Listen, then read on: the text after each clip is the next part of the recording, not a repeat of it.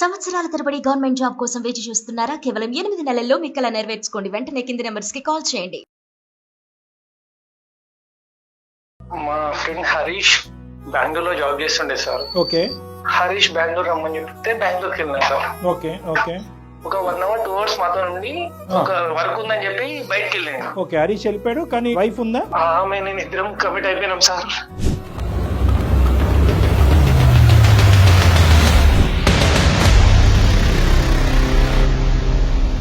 అంత ఈజీగా ఎలా కమిట్ అయిపోయారు? మీరు ఏమైనా ఆల్కహాల్ దాంట్లో ఉన్నారా? అంటే ఏమైనా డ్రింక్ చేశారా మీరిద్దరు?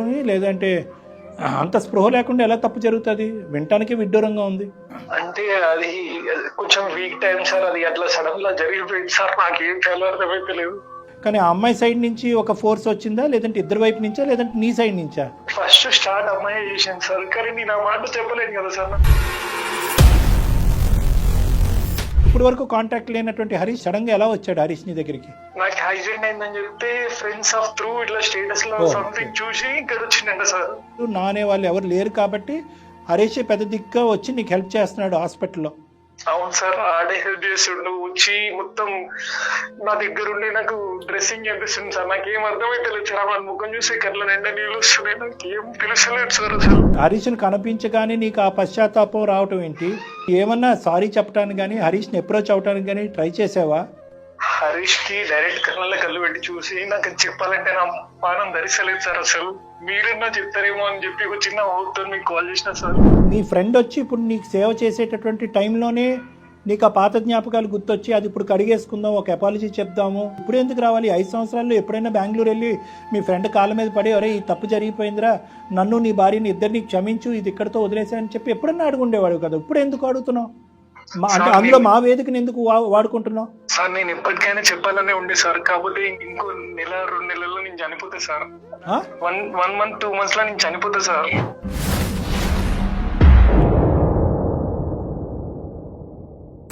నీ యొక్క ప్రాణం పోతుంది రానున్న రోజుల్లో అనేది ఎంత సానుభూతి ఉన్నా కూడా నీ ఆలోచనలో తప్పు ఉంది. కేవలం నీ మనసులో భారం తగ్గుతుంది కాబట్టి ఈ సమస్యకి ఈ విధమైనటువంటి పరిష్కారం అబ్బా ఇక్కడతో చెప్పేసాను నాది అయిపోయిందిరా అంటే కనుక నీది అయిపోద్ది అక్కడ మొదలవుతుంది. కరెక్ట్. వాళ్ళు హ్యాపీగా ఉంటారని ఎట్లా అనుకుంటున్నారు రవి? మీరు ఇంత నిజాన్ని చెప్పినప్పుడు నీది అయిపోతుంది అక్కడ మొదలవుతుంది, వాళ్ళ బాధలు మొదలవుతాయి. అందమైన జీవితం కార్యక్రమానికి స్వాగతం.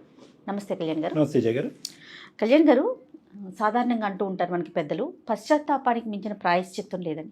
కానీ అది ఎలా అయిపోయిందంటే తప్పు చేయటం, ఆ సారీ అనే ఒక పదం చెప్పటం చాలా ఈజీ అయిపోయిందండి. కొన్ని సందర్భాల్లో అసలు ఈ పదాన్ని ఎవడు కనిపెట్టాడు అనేంత కోపం కూడా వచ్చేస్తుంది. అలాంటి ఇష్యూ ఒకటి మన దాకా వచ్చిందండి. రవి అనే ఒక పర్సన్ మనకు మెయిల్ చేశాడు. అది చదివినప్పుడు నాకు ఏమీ అంటే మైండ్కి తోచలేదు. సరే మీ ముందే పెడతాను నేను. రవి అండి, నేను కాల్ చేస్తాను కళ్యాణ్ గారు. హత్య చేసి డెడ్ బాడీకి సారీ చెప్తే అట్లా ఎగ్జాక్ట్లీ అండి, మంచి ఎగ్జాంపుల్ చెప్పారు.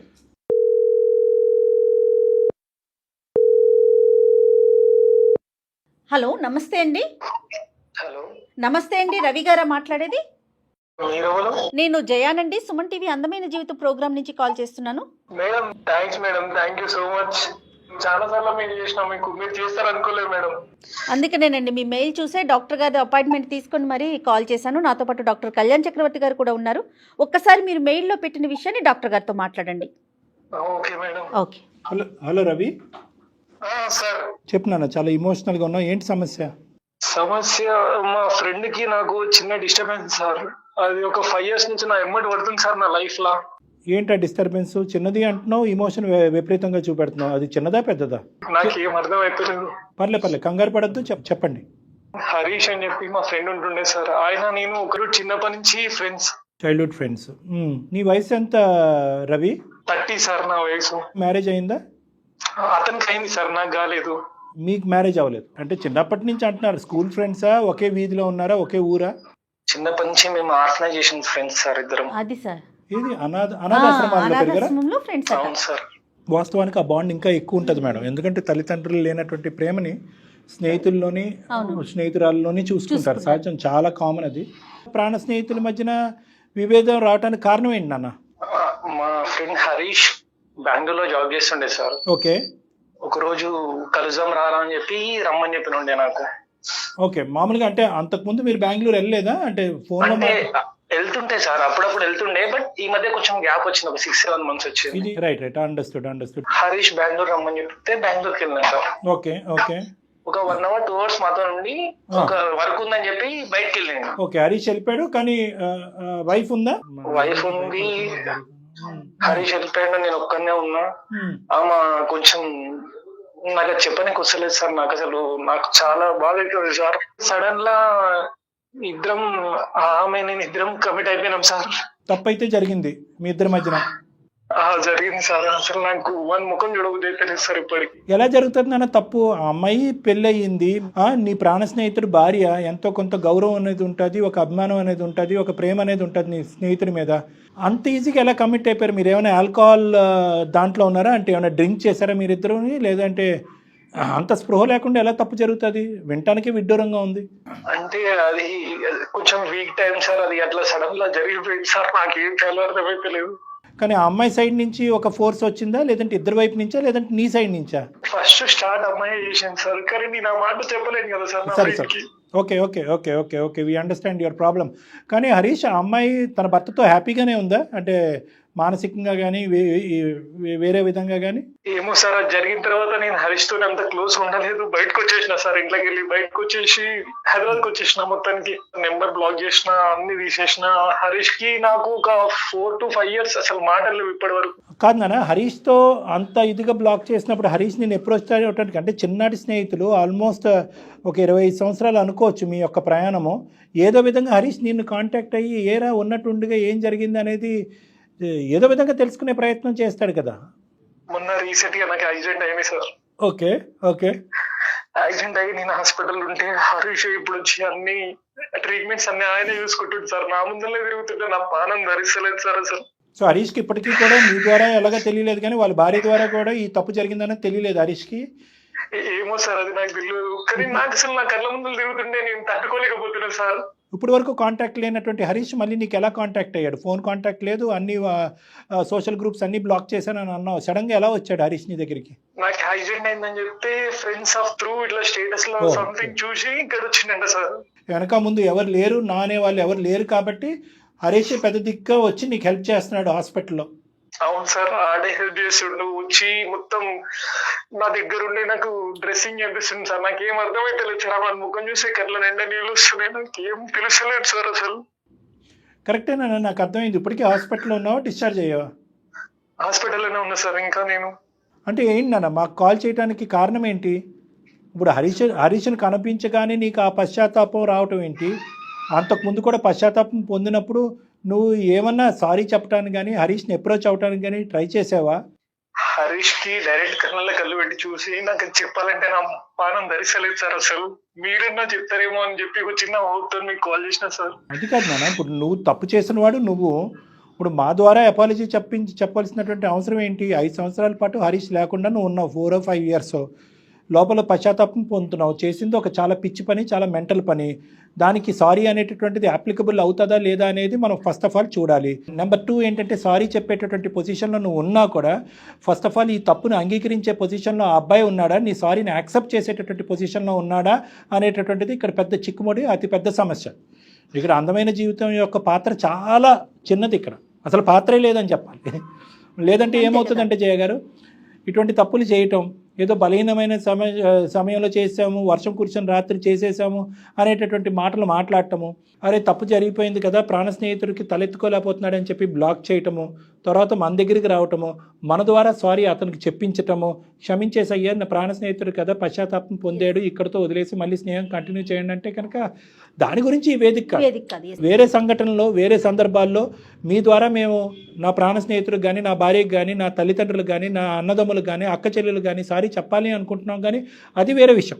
తన సొంత భార్యతో మీరు ఒకసారా 10 సార్లు అనేది ఇక్కడ అనవసరం. చేయకూడనటువంటి తప్పు చేశారు. తప్పు చేసిన తర్వాత 5 సంవత్సరాలు వెయిట్ చేశారు. 5 సంవత్సరాలు వెయిట్ చేసిన తర్వాత అతనికి సారీ అనేది ఎప్పుడు చెప్పాలి అనిపించింది అంటే కనుక అతను ఇదంతా వెనక్కి పెట్టేసి, ఓకే బహుశా అతనికి తెలియదని అన్నారు కాబట్టి అతను ముందుకొచ్చి ఎవరు లేనటువంటి మీకు హెల్ప్ చేయడానికి ముందుకు వచ్చారు. అతనికి ఏమైనా జరిగితే చేయడానికి భార్య ఉంది, మీకు ఎవరు లేరు. మీ ఫ్రెండ్ వచ్చి ఇప్పుడు నీకు సేవ చేసేటటువంటి టైంలోనే నీకు ఆ పాత జ్ఞాపకాలు గుర్తొచ్చి అది ఇప్పుడు కడిగేసుకుందాం, ఒక అపాలజీ చెప్దాము, ఉన్నది ఉన్నట్టుగా చెప్పేద్దాం అనేది ఇప్పుడు ఎందుకు రావాలి? 5 సంవత్సరాల్లో ఎప్పుడైనా బెంగళూరు వెళ్ళి మీ ఫ్రెండ్ కాళ్ళ మీద పడి ఒరే ఈ తప్పు జరిగిపోయిందిరా, నన్ను నీ భార్యని ఇద్దరిని క్షమించు, ఇది ఇక్కడితో వదిలేసాయని చెప్పి ఎప్పుడన్నా అడుగుండేవాడు కదా, ఇప్పుడు ఎందుకు అడుగుతున్నావు? అంటే అందులో మా వేదికని ఎందుకు వాడుకుంటున్నావు? అతనికి నేను చెప్తే మిస్అండర్స్టాండ్ చేసుకుని వాళ్ళ భార్యని ఏమంటాడు, ఇప్పటికైనా అంతే కదండి. ఎప్పుడైనా అంతే. సార్ నేను ఎప్పటికైనా చెప్పాలనే ఉండే సార్, కాకపోతే ఇంకో 1-2 నెలల్లో నేను చనిపోతా సార్. దానికన్నా ముందే 1 month 2 months లో నేను చనిపోతా సార్.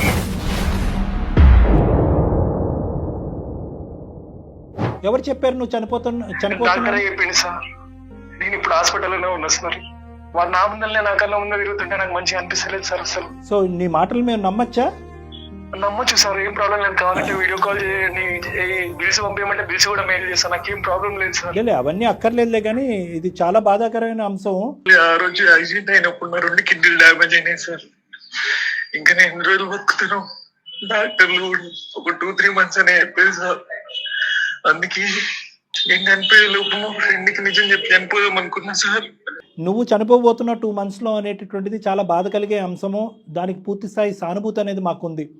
కానీ దానికి ఇప్పుడు నేను చనిపోయే ముందు ఉన్నది ఉన్నట్టుగా నా ఫ్రెండ్కి చెప్పేసేయాలి, నా ఫ్రెండ్ కాలమే పడిపోవాలి, సారీ చెప్పేసేయాలి, నేను సారీ చెప్పైనా మీరు నా తరపున అతనికి సారీ చెప్పాలి, లేదంటే మీ ద్వారా నేను సారీ చెప్పాలి అనేటటువంటిది ఈ 2 భిన్నమైనటువంటి అంశాలు.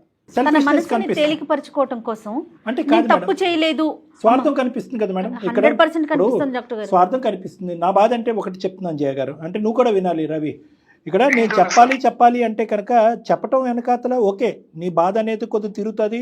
ఒరే ఒక పాపం పని చేసిన తర్వాత చనిపోబోతున్న నన్ను నా ప్రాణ స్నేహితుడికి ఒక మంచి చేసిపోతున్నాను అనుకుంటే అది వేరే విషయం. ఇక్కడ ఎవరికి మంచి జరుగుతుంది? నీ ఫ్రెండ్కి జరుగుతుందా? నీ ఫ్రెండ్ భార్యకి జరుగుతుందా? 5 సంవత్సరాల పాటు వాళ్ళ జీవితం సాఫీగా జరుగుతుంది, ఏమీ లేనట్టుగానే వాళ్ళు ముందుకెళ్తున్నారు. ఎందుకంటే నీ ఫ్రెండ్ ఇక్కడి వరకు వచ్చాడంటే కనుక బహుశా ఇప్పటి వరకు కూడా అతనికి ఈ విషయం తెలియదు అనేది మనం నమ్మాలి. ఎందుకంటే తెలిస్తే కనుక ఏ మగాడు సహించడు, ఏ మగాడు అంత పెద్ద మనసు చేసుకుని వచ్చి ఇక్కడ నీకు సేవ చేయడు. దానికి తోడు ఒకప్పుడు వచ్చి సేవ చేసినా మరి నీకు సేవ చేస్తాను దానికి రెడీ, కానీ ఒక్కదానికి సమాధానం చెప్పండి, నిన్ను అడిగిన తర్వాత నీకు ఏమైనా సేవ చేస్తాడు. నా భార్యతో ఎందుకు ఇలా చేశావు, ఒక ప్రాణ స్నేహితుడి జీవితంలో ఎందుకు ఇలా నిప్పులు పోసావు, అప్పటి నుంచి ఇప్పటి వరకు మేము నరకయాతను అనుభవిస్తున్నాము, భార్య భర్తలుగా మేము హ్యాపీగా లేము, లేదంటే మేము విడాకులు అయిపోయింది అని ఏదైనా చెప్పుండేవాడు. నా ఆలోచన ఏంటంటే ఇప్పటికి కూడా మీ ఫ్రెండ్కి నిజాలు తెలియదు అనేది నా ఆలోచన. ఈ రోజు మంచిది నాన్న, ఇప్పుడు ఒక విధంగా చెడులో మంచి గుడ్డులో మెల్లనుకో. ఇది ఈరోజు నువ్వు నీ ఫ్రెండ్కి ఇది తెలియపరచడం వల్ల నీకు వచ్చేటటువంటి అడ్వాంటేజ్ కేవలం నీ గుండెల్లో ఉన్న భారం దించుకోవటం, ఆ గుండెల్లో ఉన్న భారం పెంచడం తప్ప ఇంకేముంది ఇక్కడ? రేపొద్దున భార్యాభర్తలు ఇద్దరు కొట్టుకు సస్తారు జీవితాంతం. నీ యొక్క ప్రాణం పోతుంది రానున్న రోజుల్లో అనేది ఎంత సానుభూతి ఉన్నా కూడా నీ ఆలోచనలో తప్పు ఉంది, నీ ఆలోచనలో కరెక్ట్ లేదు. నువ్వు సారీ చెప్పినా, నువ్వు యథార్థంగా కాదు ఆ అబ్బాయికి చెప్పినా, మా ద్వారా చెప్పించినా చేదనుభవమే. ఈరోజు వాళ్ళ జీవితాల్లో నిప్పులు పోసిన వాడు అవుతావు నువ్వు. అర్థమైందా నాన్న? అంటే నువ్వు కాదు, ఇప్పుడు నువ్వు 5 సంవత్సరాల పాటు ఈ విషయాన్ని అతని వరకు తీసుకెళ్లకుండా, ఉన్న నిజాన్ని అతని వరకు చెప్పకుండా, అపాలజీ చెప్పకుండా, సారీ చెప్పకుండా ఎలా అయితే ఉన్నావో ఇప్పుడు కూడా అలాగే ఉండమని నేను చెప్తున్నా. కేవలం నీ మనసులో భారం తగ్గుతుంది కాబట్టి ఈ సమస్యకి ఈ విధమైనటువంటి పరిష్కారం, అబ్బా ఇక్కడతో చెప్పేసాను నాది అయిపోయిందిరా అంటే కనుక నీది అయిపోద్ది అక్కడ మొదలవుతుంది. కరెక్ట్, నీది అయిపోతుంది అక్కడ మొదలవుతుంది, వాళ్ళ బాధలు మొదలవుతాయి. వాళ్ళు హ్యాపీగా ఉంటారని ఎట్లా అనుకుంటున్నారు రవి? మీరు ఇంత నిజాన్ని చెప్పినప్పుడు నువ్వు చేసింది తప్పు, ఇప్పుడు నువ్వు చేసింది తప్పు, నువ్వు చేసింది తప్పు అని నేను పదే అన్ను. ఎందుకంటే 5 సంవత్సరాల పాటు నువ్వు నరకాన్ని అనుభవించావు, తప్పు జరిగింది, నరకాన్ని అనుభవించే సొంత ప్రాణ స్నేహితుడితో మాట్లాడకుండా నా అనేటటువంటి వాళ్ళు నీ జీవితంలో ఎవరు లేకపోయినా కేవలం నీ ప్రాణ స్నేహితుడు ఒకటే నా అనే వ్యక్తి, అతనికి అట్లీస్ట్ భార్య అన్నది ఉంది. అటువంటి నరకాన్ని నువ్వు ఆల్రెడీ అనుభవించావు కాబట్టి, ఆల్రెడీ నువ్వు పడవలసినటువంటి శిక్షను నువ్వు ఆల్రెడీ అనుభవించావు కాబట్టి ఆ ఇష్యూని పక్కన పెడదాం. ఈరోజు సడన్గా నీ ఫ్రెండ్ వచ్చేటప్పటికి నీ పాత జ్ఞాపకాలన్నీ గుర్తొచ్చేసి ఇప్పుడు నేను చెప్పేయాలి అనేటటువంటి దాంట్లో ఇమోషన్ కనిపిస్తుంది, తొందరపాటు కనిపిస్తుంది, ఆలోచన కనిపించట్లేదు. దీనివల్ల అసలు ఏంటి ఉపయోగం మీరు చెప్పండి రవి? మీరు చెప్పండి, ఏంటి లాభం? మీ ఫ్రెండ్కి చెప్పడం వల్ల ఏంటి ఉపయోగం, ఏంటి మీకేమనిపిస్తోంది? నాకు మనసులో కొంచెం బాధ అనిపిస్తుంది మేడం, చనిపోయే వరకు ఒక్కసారి చెప్తే బాగుంటుంది అని. కానీ మీరు చెప్తే నాకు కూడా కరెక్ట్ అనిపిస్తుంది. ఇక్కడ నీ భారాన్ని దించుకుని వాళ్ళ జీవితంలో భారాన్ని పెంచుతున్నావు. అది నువ్వు చనిపోకముందే నీకు ఒక బ్యాడ్ న్యూస్ వినిపిస్తుంది. నేను గ్యారంటీ ఇస్తున్నాను. ఇప్పుడు నువ్వు చెప్పబోయేటట్టు నీ ఫ్రెండ్ నీతో ఎలా రియాక్ట్ అవుతాడు అన్నది నాకు తెలియదు, కానీ ఇంటికి వెళ్ళి వాళ్ళ భార్యతో చాలా చండాలంగా రియాక్ట్ అవుతాడు. అది తెగదెంపుల వరకు రావడానికి 110% ఛాన్సెస్ ఉన్నాయి. అవును సార్, కానీ అన్న రోజు నా ముందల్లా తిరుగుతుంటే ఆ టెన్షన్ కి సగం చచ్చిపోయాక ఎక్కువ బాధ అవుతుంది సార్. నాకు ఈ బాధల్లో చచ్చిపోతేనేమని భయం అవుతుంది సార్. మనకు తెలిసిన ప్రపంచం కంటే తెలియని ప్రపంచం చాలా ప్రమాదం. నీకు తెలిసిన ప్రపంచం ఏంటంటే నీ కళ్ళెదురుగుంటూ ఉన్న ఫ్రెండ్ నువ్వు ఇప్పటివరకు నీ కడుపులో దాచిపెట్టుకుని నీ మనసులో దాచిపెట్టుకున్న అంశం ఒక తెలిసినటువంటి అంశం. దాన్ని ఆల్రెడీ నువ్వు అనుభవిస్తున్నావు. నీ ఫ్రెండ్ ఏమీ లేనట్టుగా అతని జీవితం అతను ముందుకు వెళ్ళిపోతున్నాడు. తెలియని ప్రపంచం ఏంటి? నువ్వు ఈరోజు సారీ చెప్పేసి ఉన్నది ఉన్నట్టుగా చెప్పేసి వాళ్ళిద్దరి మధ్యన ఏం జరుగుతుంది అనేటటువంటిది కేవలం ఊహించుకోవటం మాత్రమే.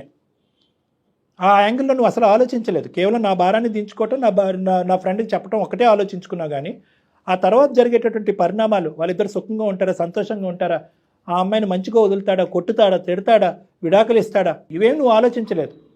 సార్ నా మనసులో బాధ అవ్వాలంటే నేను ఏం చేయాలో నాకు అర్థమే తెలియదు సార్. ఏదైనా ఒకటి చెప్పండి సార్ మీరే. ఇప్పుడు ఇటువంటి వాటికి ఈజీ సొల్యూషన్స్ అంటూ ఏమీ ఉండవు రవి. నువ్వు ఆల్రెడీ 5 సంవత్సరాల పాటు ఈ బాధను దిగమింగుకున్నావు. నువ్వు పశ్చాత్తాపం పొందావు, రియలైజ్ అయ్యావు. తప్పు చేసినటువంటి నెక్స్ట్ మినిటే నువ్వు రియలైజ్ అయ్యావు. నీ ఫ్రెండ్కి నీ మొహం చూపెట్టలేదు, తప్పును కంటిన్యూ చేయలేదు. ఆ అమ్మాయి నీ కాంటాక్ట్లో లేదు, నువ్వు ఆ అమ్మాయి కాంటాక్ట్లో లేవు. అక్కడితో ఇద్దరు రియలైజ్ అయ్యారు, ఫుల్ స్టాప్ పెట్టారు. అర్థమైందా? అని చెప్పి మేము ఆ తప్పుని సమర్థిస్తున్నట్టు కాదు. తప్పు చేసిన తర్వాత మీరు పశ్చాత్తాపం పొందారు, రియలైజ్ అయ్యారు. నీకు పంచ ప్రాణాలైనటువంటి నీ స్నేహితుడి దగ్గర నుంచి నువ్వు 5 సంవత్సరాల పాటు దూరంగా ఉండి శిక్షణ అనుభవించావు. ఆ అబ్బాయి కూడా అనుభవించాడు. అది చాలు. అక్కడితో ఏమైంది అంటే కనుక నీకు రావాల్సినటువంటి పనిష్మెంట్ నీకు వచ్చింది. దీన్ని ఇక్కడితో వదిలేసాయి. నువ్వు 4 రోజులు బతుకుతావో, 2 నెలలు బతుకుతావో, 6 నెలలు బతుకుతావో ఎవరికి తెలియదు. కానీ నువ్వు చనిపోయే ముందే నీకు ఇంకో బ్యాడ్ న్యూస్ వింటే కనుక అప్పుడు ఎందుకురా దేవుడా నేను అనవసరంగా చెప్పానని నువ్వు బాధపడతావు. అరే నువ్వు చెప్పినటువంటి నిజం వల్ల నా జీవితం సర్వనాశనం అయిందిరా, సుఖంగా సంతోషంగా చిలక గోరింకల్లాగా బతుకుతున్నటువంటి భార్యాభర్తలు మేము ఈరోజు విడిపోయే స్థాయికి వచ్చాము, ఇంత పాపాన్ని ఎలా మూట కట్టుకుంటున్నావురా అని చెప్పి చనిపోయే ముందు నీకు ఇంకొక హాట్ న్యూస్, బ్రేకింగ్ న్యూస్ నీకు చెప్తే కనుక అప్పుడు ఎవరికి చెప్పుకుంటావు? ఎస్. సో అందు గురించి ఇందాక నేను ఒక లైన్ చెప్పాను, తెలిసిన ప్రపంచం కంటే తెలియని ప్రపంచం చాలా డేంజర్ నాన్న. అవతల ఒడ్డు ఎంత నరకం ఉంటుంది, అవతల ఒడ్డు ఎంత పెద్ద సమస్య ఉంటుంది. ఇక్కడ సారీ చెప్పేసి నిజంగా సమస్యకు పరిష్కారం చెప్తున్నానా లేదంటే కొత్త సమస్య కొని తెచ్చుకుంటున్నానా అనేది కూడా ఆలోచించుకోవాల్సినటువంటి అవసరం ఉంది. అర్థమైంది నాన్న? ఎస్. సో కాబట్టి మీ స్నేహాన్ని ఇలా నిలబెట్టుకో. నీ పశ్చాత్తాపం, నీ పడినటువంటి శిక్షను నువ్వు ఆల్రెడీ అనుభవించావు. ఏమీ చెప్పడానికి ప్రయత్నం చేయొద్దు. నా మనసులో ఉండేటటువంటి భావాన్ని చిన్న సమస్యతో పోయేది, గోటుతో పోయేది, గొడ్డల వరకు తీసుకొచ్చుకోవద్దు అనేది నా ఆలోచన. ఇప్పుడు టెక్స్ట్ బుక్ ప్రకారము, గ్రంథాల ప్రకారము, లిటరేచర్ ప్రకారం మనం ముందుకెళ్తే కనుక చేసినటువంటి తప్పుకి పరిష్కారం కావాలి అంటే కనుక దానికి అపాలజీ ఒక్కటే దారి అనేటటువంటిది యూజువల్గా ఉంటుంది. కానీ ఇటువంటి సందర్భాల్లో, ఇటువంటి సమయాల్లో బహుశా ఆ అపాలజీ, ఆ సారీ చెప్పటమే ఒక బూతుపాట కింద మారిపోద్ది అనేది నా భావన. కొన్ని సందర్భాల్లో అపాలజీ అనేటటువంటిది ఎప్పుడూ కూడా కండిషనల్. ఎందుకంటే నువ్వు చెప్పేటటువంటి సారీ ఇంకో సమస్యకి దారి తీయచ్చు, జీవితాలను నాశనం చేయొచ్చు. కాబట్టి నీ సారీ అనేటటువంటిది కేవలం నీ గుండెల్లో భారాన్ని తగ్గించడం గురించే ఉపయోగపడుతుంది. కానీ ఇంకో జీవితాన్ని నిలబెడతాదా లేదా అనేది ఒక చాలా క్వశ్చన్ మార్క్. కాబట్టి ఇక్కడ సారీ ఉన్నది ఉన్నట్టుగా అతనికి చెప్పాలి అనేటటువంటి అంశాలు నువ్వు విరమించుకుంటే మంచిది అనేటటువంటిది నా క్లినికల్ ఒపీనియన్. ఓకే రవి, ధైర్యంగా ఉండు రవి. నాకు తెలుసు నీకు రానున్న రోజుల్లో ఒక భయంకరమైనటువంటి ఇది ఉంది, అంటే నువ్వు బ్రతకలేవు అనేటటువంటి అంశాన్ని డాక్టర్స్ చెప్తున్నారు.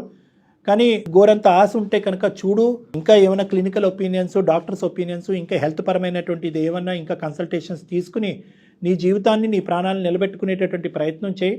దానికి సంబంధించినటువంటి హెల్ప్ ఏమైనా కావాలంటే దానికి నేను ప్రొవైడ్ చేస్తాను. మెడికల్ హెల్ప్ కావాలంటే చేస్తారు డాక్టర్ గారు. మేము వచ్చి నిన్ను కలుస్తాము. ఆ విధమైనటువంటి హెల్ప్ ఇవ్వడానికి మేము పూర్తి స్థాయి సహకారం చేస్తాను. మనోధైర్యంగా ఉండండి. మనోధైర్యానికి మించిన మందు లేదంటారు. రవి ఓకేనండి? Okay madam, thank you so much. Okay Ravi, all the best. Right, thanks madam. ఇలాంటి ఏరియాస్లో మనం పూర్తి స్థాయిలో హెల్ప్ చేయలేం మేడం. అసలు అంటే చెయ్యటం కూడా కరెక్ట్ కాదు, నా పర్సనల్ ఒపీనియన్. మనం చేయకూడదు మేడం అని చెప్పి ఆ అబ్బాయి చేత కూడా చేయించలేదు, ఎందుకంటే కాంప్లికేట్ అవుతుంది. చాలా చక్కటి డెసిషన్ చెప్పారండి. నమస్తే డాక్టర్. Thank you.